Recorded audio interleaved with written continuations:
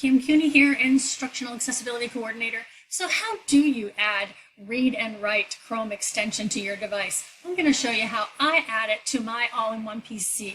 See the R and W purple puzzle piece? That's the logo we're looking for. When you go to chromewebstore.google.com, if it doesn't show up there, you need to start typing the name of the extension in the search bar. And once you do, it should pop up under the search bar. You left click on that, and now look for the words Add to Chrome and click those words. Then click Add Extension, and this is a hands-free add. You don't have to run anything, you're just watching it happen.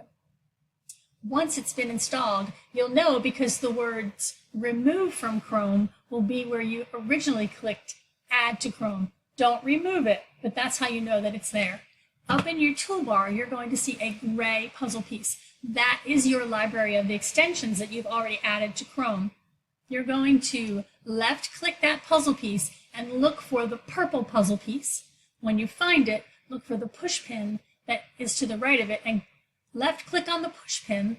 That will put the purple puzzle piece on your toolbar, and now you have installed the Read and Write Chrome extension.